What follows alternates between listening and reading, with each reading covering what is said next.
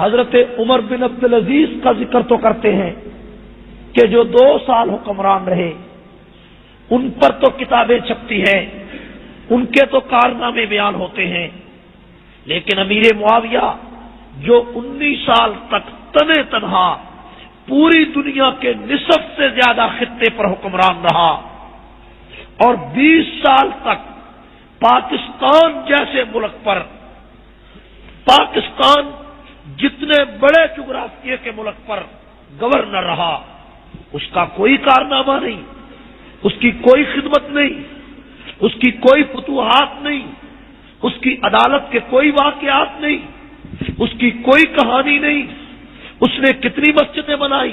کبھی آپ نے کسی مقرر سے سنا اس نے کتنی مسجدیں بنائی؟ اس نے کتنے لاکھ انسانوں کو کلمہ پڑھایا؟ آپ نے کبھی سنا؟ آپ نے یہ بھی کبھی سنا کہ امیر معاویہ وہ واحد انسان ہے جس نے خانہ کعبہ پر سب سے پہلے غلاف چڑھایا؟ امیر معاویہ وہ واحد انسان ہے جس نے مسجدوں کے مینار سب سے پہلے بنائے؟ امیر معاویہ واحد انسان ہے جس نے بچوں کا نام کمیٹیوں میں درج کرانے کا محکمہ جاری کیا؟ امیر معاویہ وہ انسان ہے کہ جس نے قرآن کی خلفائے اربع کے بعد دنیا میں سب سے زیادہ خدمت کی ہے؟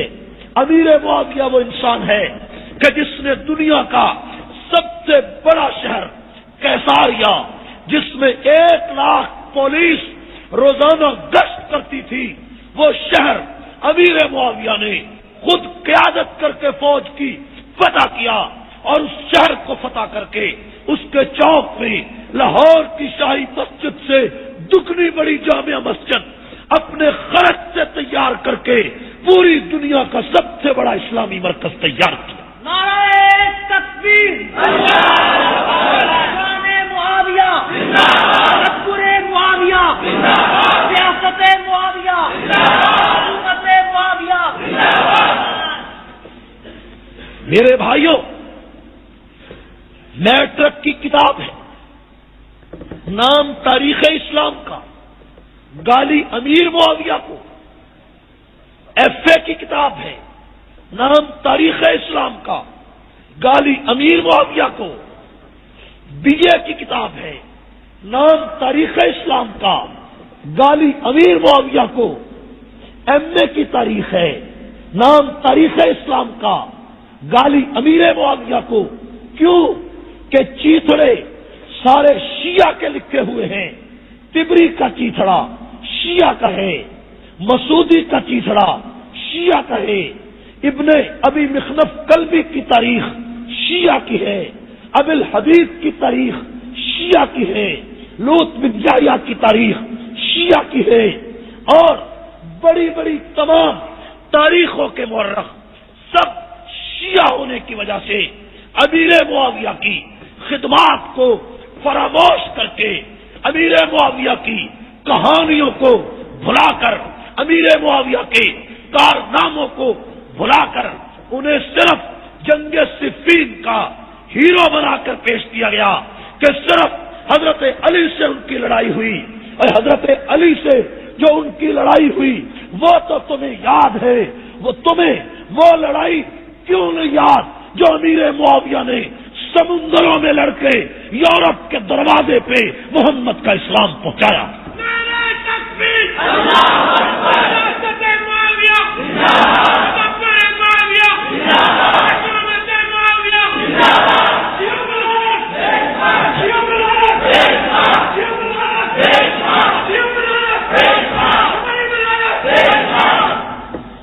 یہ بات تو تمہیں یاد ہے کہ امیر معاویہ کی سیاست بڑی اچھی تھی۔ امیر معاویہ کی سیاست تو شیعہ بھی کہتے ہیں بڑی اچھی تھی، اس لیے کہ وہ سیاست جھوٹ کو کہتے ہیں۔ شیعہ خوش ہوتا ہے جب آپ امیر معاویہ کے نعرے کے ساتھ صرف سیاست معاویہ کہتے ہیں تو شیعہ خوش ہوتا ہے۔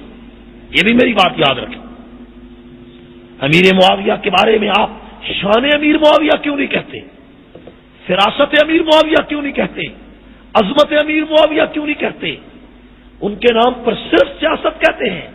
آج کا شیعہ کہتے ہو سیاست تو جھوٹ کا نام ہے. واقعی امیر معاویہ کی سیاست زندہ باد, وہ تو خوش ہوتا ہے. یہ بھی اصلاح آپ کو کرنی چاہیے. ٹھیک ہے یا نہیں؟ میرے بھائیوں, میں اس موڈ میں نہیں ہوں کہ امیر معاویہ کی پوری تاریخ آپ کے سامنے بیان کروں. اس پر میری اور بھی کئی جگہ پر تفصیلی تقاریر ہو چکی ہیں, کیسٹیں موجود ہیں. میں چند ضروری باتیں آپ کے سامنے کرنا چاہتا ہوں. میرے بھائیوں, امیر معاویہ رضی اللہ تعالیٰ عنہ میں کس تکڑی پہ تولوں, کس ترازو پہ تولوں, کس کسوٹی پہ پرکھوں, کس معیار پہ جانچوں؟ بتاؤ. تاریخ امیر معاویہ کو گالی دیتی ہے, مولوی گالی دیتا ہے, پیر جانتا کچھ نہیں, تاریخ دان جانتا کچھ نہیں. کس معیار پہ پرکھا جائے؟ کس سے پوچھا جائے کہ معاویہ کون تھا؟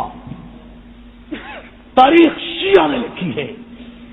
میں امیر معاویہ کی شان کس سے پوچھوں؟ آؤ آج ہم عاجز ہو کر اللہ کے دروازے پر سوال کرتے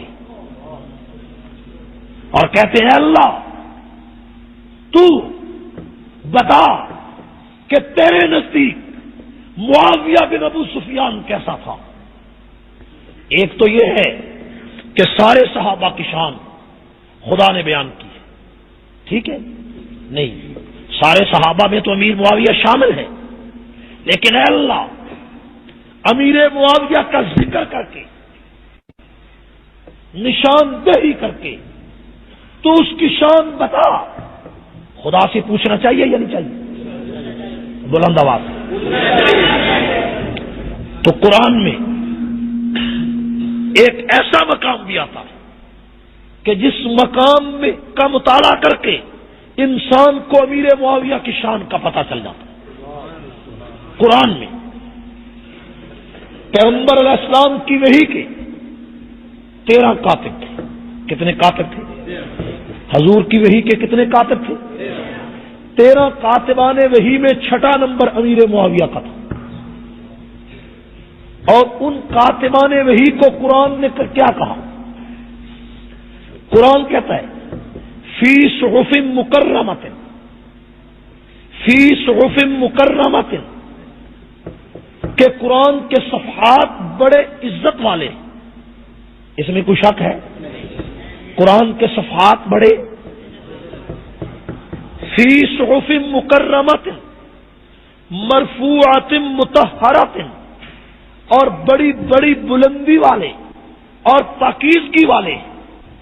اور آگے فرمایا ہے بِأَيْدِي سَفَرَةٍ, جن ہاتھوں نے قرآن لکھا ہے وہ ہاتھ بھی بڑے چمکنے والے. وہ ہاتھ بھی بڑے.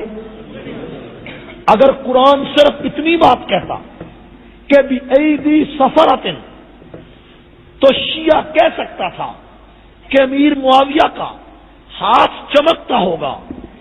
نعوذ باللہ نیت ٹھیک نہیں تھی, ہاتھ چمکتا ہوگا. کردار ٹھیک نہیں تھا, ہاتھ چمکتا ہوگا. سیرت ٹھیک نہیں تھی, ہاتھ چمکتا ہوگا. تاریخ ٹھیک نہیں تھی, لیکن خلاق عالم کو پتا تھا کہ امیر معاویہ کو بھونکنے والے بڑے ہوں گے. چونکہ اس کا دور حکومت سب سے بڑا ہے, یہ قرآن کا کاتب ہے. عثمان غنی بھی قرآن کا کاتب ہے, اور عثمان غنی کا دور امیر معاویہ کے بعد دوسرے نمبر پہ آتا ہے. دونوں کے ادوار سب سے بڑے ہیں, دونوں بنو امیہ کے سردار ہیں. دونوں کے خلاف تاریخ نے کلابازیاں کھائی ہیں. امیر معاویہ کے بارے میں اسی آیت سے ان کی شان کا پتہ چلتا ہے کہ 13 کاتبان وحی میں 6 نمبر امیر معاویہ کا ہے. اور قرآن کیا کہتا ہے کہ بِأَيْدِي سَفَرَةٍ, بِأَيْدِي سَفَرَةٍ, کہ جن ہاتھوں نے قرآن لکھا وہ ہاتھ بڑے چمکنے والے ہیں. اور آگے اللہ نے بات صاف کر دی ہے کہ کرام بررۃ, کرام کا معنی بہت عزت والا، کرام کا معنی بہت رفت والے، بہت بلندی والے، بہت مرتبے والے۔ کون لوگ؟ باراراتن، بارارا کا معنی ساری کائنات، بارارا کا معنی ساری انسانیت، بارارا کا معنی کل دنیا، بارارا کا معنی سارے جہان۔ قرآن کہتا ہے بِأَيْدِي سَفَرَةٍ، جن ہاتھوں نے قرآن لکھا وہ ہاتھ چمکنے والے، صرف ہاتھ نہیں بلکہ وہ انسان کرام بارارا ہیں، پوری دنیا سے منتخب ہوئے ہیں، پوری دنیا سے بہتر ہیں، پوری دنیا سے اعلیٰ ہیں، پوری دنیا سے عرفہ ہیں، پوری دنیا میں عزت والے ہیں۔ اے امیر معاویہ، کاتب وحی ہو، قرآن اعلیٰ کہے، قرآن عزت والا کہے، قرآن سب سے بہتر کہے، تاریخ برا کہے، چیتڑا برا کہے، ملا برا کہے، پیر برا کہے، یہ وقف ہے۔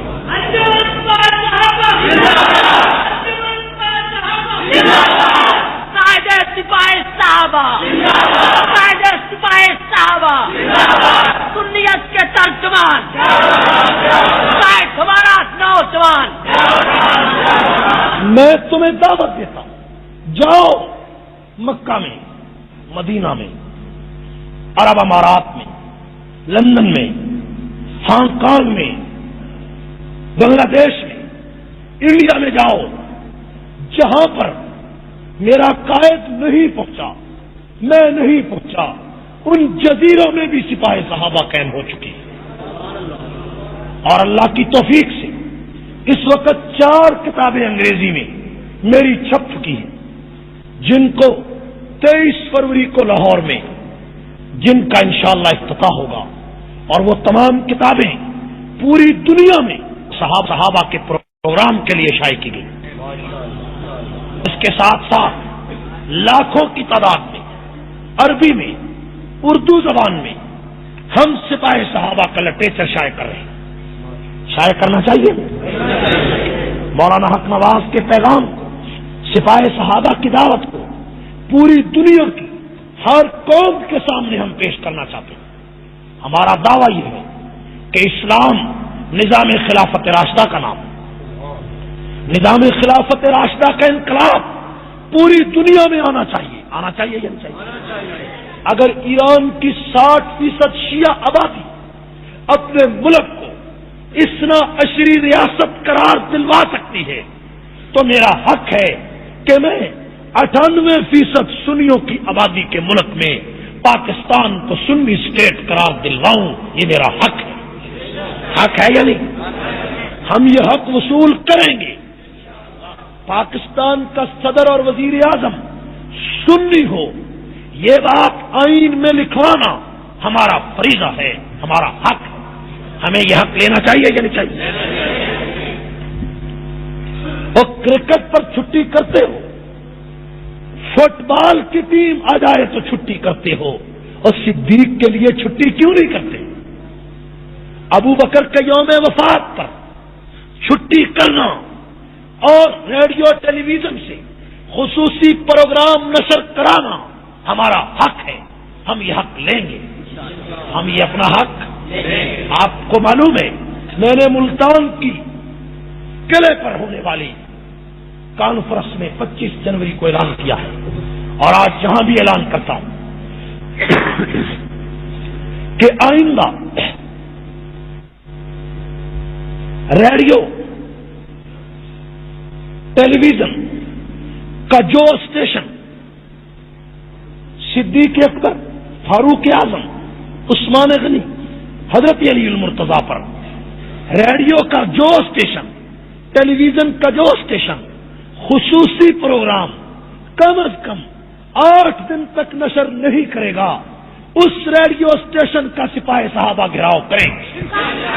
انجمن سپاہ صحابہ، انجمن سپاہ صحابہ، تکبیر، شہر ہمارا، یہ شہر ہمارا، شہر ہمارا۔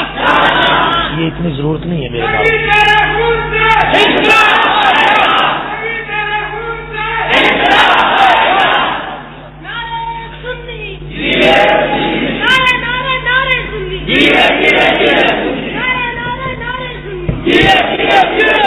پاکستان کا جو اخبار، خواہ جنگ اخبار، نوائے وقت ہو، پاکستان ہو، کوئی اخبار ہو، خلفائے راشدین کے ایام پر خصوصی ایڈیشن شائع نہیں کرے گا، اس اخبار کو ہم چوکوں میں آگ لگائیں گے۔ لگائیں گے یا نہیں لگائیں گے؟ آپ اس کے لیے تیار ہو؟ تمہارے قدم بڑھاؤ، تمہارے قدم بڑھاؤ، تمہارے قدم بڑھاؤ۔ میں نے پہلی مرتبہ فیصل آباد کے 4 جنوری کے جلسے میں گھنٹہ گھر میں ہزاروں انسانوں کے اجتماع میں ٹیلی ویژن اور ریڈیو کو چیلنج دیا تھا۔ آپ نے اس مرتبہ سنا ہوگا کہ ٹی وی میں خصوصی پروگرام صدیق اکبر کے نشر کیے گئے ہیں یا نہیں؟ یہ پہلی مرتبہ ہوا، بلکہ ٹی وی میں اعلان ہوا ہے کہ صدیق اکبر پر اس اہتمام کے ساتھ یہ پروگرام پہلی مرتبہ نشر کی جائے۔ یہ سپاہی صحابہ کی قربانیوں کا نتیجہ۔ ہم نے ان کو خطوط لکھے، ان کو وفد ملوائے، جلسہ عام میں انہیں متنبع کیا۔ پاکستان کا مسلمان ریڈیو کی فیس برداشت کرتا ہے، ٹی وی کی فیس برداشت کرتا ہے، اخبارات پر پیسہ خرچ کرتا ہے، اس کا حق ہے کہ اس کی اکثریتی آبادی اپنے عقیدے کے مطابق ٹی وی اور ریڈیو سے خصوصی پروگرام نشر کروائے۔ تم نشر نہیں کرو گے، ہم تمہارا گھیراؤ کریں گے۔ حکم پر حکم پر ایسا ہونا چاہیے یا نہیں چاہیے؟ اب 21 رمضان آ رہا، حضرت علی کا یوم شہادت آج کے بعد، ٹھیک ہے؟ 21 رمضان سے پہلے 8 دن پہلے ہمارا ایک وفد ٹیلی ویژن ریڈیو کے ڈائریکٹرز کو ملے گا اور اس کے سامنے اپنے مطالبات پیش کرے گا۔ اگر ہمارے مطالبات نہ مانے گئے تو سپاہی صحابہ ریڈیو اور ٹی وی اسٹیشنوں کے سامنے مقررہ تاریخ کو احتجاج کرے گی اور ان کا گھیراؤ کرے گی۔ کرنا چاہیے جن چاہیے۔ اس کے بعد 18 ذی الحج عثمان غنی کا یوم شہادت، 1 محرم حضرت فاروق اعظم کا یوم شہادت۔ آپ اس کے لیے تیار ہیں؟ میرے بھائیو، مولانا اسحاق القاسمی کو بے دردی سے ظلمن شہید کیا گیا۔ شیخ اقبال نے شیعہ سے مل کر بلکہ ساجد نقوی سے مل کر سازش تیار کی، اور عین الیکشن کے دن میں، اس لیے کہ لوگ کہیں یہ سیاسی مسئلہ تھا، ایک سازش کے تحت مولانا اسحاق القاسمی کو قتل کر دیا۔ حکومت کہتی ہے یہ صرف سیاسی کیس ہے۔ میں سوال کر سکتا ہوں کہ مولانا اسحاق القاسمی کو کس وجہ سے قتل کیا گیا؟ اگر یہ سیاسی قتل تھا تو جو امیدوار مقابلے میں شیخ اقبال کے کھڑا تھا، میاں اقبال، اس کو قتل کیا جاتا۔ ٹھیک ہے؟ اگر یہ سیاسی قتل تھا، توجہ کرے گی، بیٹھا جو کیا کرتے؟ اگر یہ سیاسی قتل تھا تو میاں اقبال حسین جو شیخ اقبال کا مد مقابل امیدوار تھا، اس کو قتل کیا جاتا۔ اسحاق القاسمی تو نہ امیدوار تھا، نہ وہ پولنگ ایجنٹ تھا، اسے کس حیثیت سے مارا گیا؟ اگر ایم این اے کی حیثیت سے مارا جاتا تو جس دن وہ الیکشن جیتا تھا اس دن مارا جاتا، یا اس کا مد مقابل امان اللہ اس کو مارتا۔ اسے صرف نائب سرپرست اعلیٰ سپاہی صحابہ کی حیثیت سے مارا گیا، اور جب اس کی حیثیت سے مارا گیا ہے تو یہ صرف سیاسی کیسے ہے، یہ مذہبی کیوں نہیں؟ پھر شیخ اقبال کے ساتھ جو قاتل پکڑے گئے ان میں 3 شیعہ، وہ کون ہے؟ ناصر احمد کون ہے؟ احمد خان کون ہے؟ اور تیسرا ایک شیعہ وہ کون ہے؟ یہ شیعہ کہاں سے آئے؟ اور جائے وقوع پر جو کلاشن کوفوں کے 3 لائسنس ملے وہ جنگ کے نام پر شیعوں کے ہیں، اور وہ میں نے اپنے ہاتھ سے پکڑ کر انتظامیہ کو دیے ہیں۔ اگر صرف شیخ اقبال ہی کا تعلق ہے تو نامور ڈھنگ کے شیعوں کے اسلحہ کے لسانس جائے وقوع پر کیا کرنے آئے؟ ان کو کیوں لایا گیا؟ تم دھوکہ دیتے ہو، ہمیں چکر دینا چاہتے ہو، فریب دیتے ہو کہ یہ صرف سیاسی بات ہے۔ ساجد نقوی 30 دسمبر کو جنگ میں کیوں آئے؟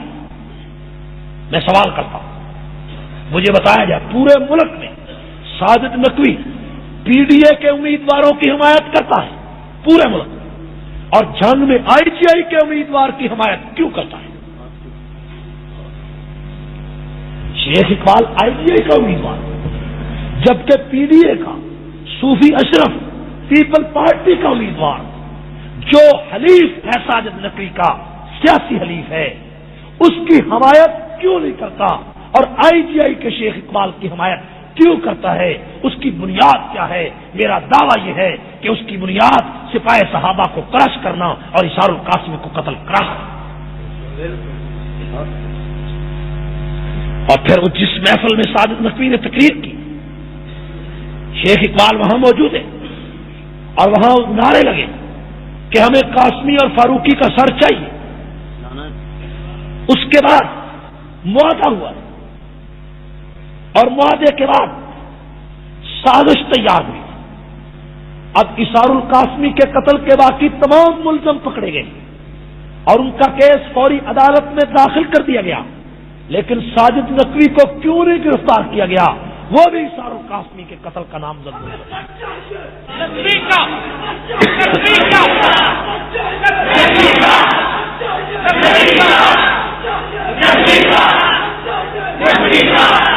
میں حکومت پنجاب سے کہنا چاہتا ہوں کہ اگر ذوالفقار علی بھٹو ایک مقدمہ قتل میں پھانسی چڑھ سکتا ہے تو ساجد نقوی ایک مقدمہ قتل میں تفتیش میں شامل کیوں نہیں ہو سکتا؟ تمہیں ساجد نقوی اشار القاسمی کے قتل کی تفتیش میں شامل کرنا پڑے گا، اور اس کے لیے سپاہ صحابہ تم پر دباؤ ڈالیں۔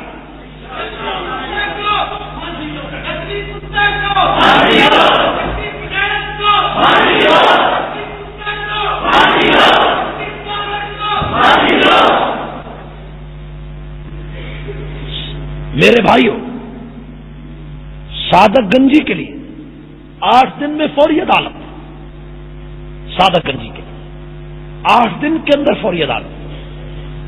مولانا حق نواز جھنگوی نوارس ہے، اور تمہارے ملک کا سربراہ جنرل ضیاء الحق، اس کے لیے فوری عدالت نہیں بن سکی، حق نواز جھنگوی کے لیے نہیں بن سکی، علامہ ثانی ظہیر کے لیے فوری عدالت نہیں بن سکی، حبیب الرحمان یزدانی کے لیے نہیں بن سکی، صادق گنجی کے لیے فوری عدالت۔ یہ ایرانی پٹھو دعانے، یہ ایرانی پٹھو دعانے، یہ ایرانی پٹھو دعانے، یہ کمبے سکے دعانے، یہ لال ٹماٹر دعانے، یہ بھائی شاہی دعانے۔ میرے بھائیوں، یہ ہمارے جائز مطالبات، ان مطالبات کو پورا کرانا ہمارا حق ہے، ہمارا حق ہے یا نہیں؟ اور میں رات ہی بنگلہ دیش سے واپس آیا ہوں تو مجھے معلوم ہوا کہ جنگ کے اندر بے پناہ تشدد ہمارے کارکنوں پر ہوا۔ ایک کارکن ہمارا شہید ہوا نذیر، اور اس کے علاوہ 35 مکان اہل سنت کے جلائے گئے، دکانیں جلائی گئی، اور آج 800 ہمارے کارکنوں کی گرفتاری جنگ میں ہوئی ہے۔ آج میں نے ابھی مغرب کے بعد چیف سیکرٹری سے بات کی، ہم نے ان پر واضح کر دیا، میں نے انہیں کہا ہے کہ تمہاری جنگ کی انتظامیہ کے ساتھ ہمارا بائیکاٹ ہے، یہ بدماشوں کو اور چوروں کو، ڈاکوؤں کو، شیعہ گنڈوں کو تحفظ دے رہی ہے، اور سنیوں کے لیے 5 دن سے جنگ شہر میں کرفیو ہے، کوئی وقفہ نہیں دیا گیا۔ آٹا، دودھ، پانی کی قلت کی وجہ سے گھروں میں بچے تڑپ رہے۔ جنگ اتنی عجیب بات ہے کہ 15 دن پہلے special branch CID police government کو اطلاع دیتی جنگ انتظامیہ کہ پشاور سے جنگ کے لیے اسلحہ روانہ ہوا ہے، میاں والی کے راستے جنگ پہنچ رہا ہے، اس میں کلاشن کوف ہے، لیکن جنگ کی انتظامیہ نے وہ اسلحہ نہیں روکا۔ 4 دن کے بعد وہ اسلحہ چلا تو ہمارے سینکڑوں کارکن زخمی ہوئے اور پورے شہر میں قیامت برپا کر دی، اور سن 47 کے بعد سے لے کر آج تک جنگ میں سنیوں پر اتنا بڑا ظلم نہیں ہوا جتنا ظلم ان 4 دنوں۔ سن لو ایرانیوں، اگر جنگ کے واقعات پر سپاہی صحابہ پورے ملک میں احتجاج کرنے کا اعلان کرے تو تم ہمارا ساتھ دو گے؟ جو ساتھ دیں گے دونوں ہاتھ کھڑا کریں۔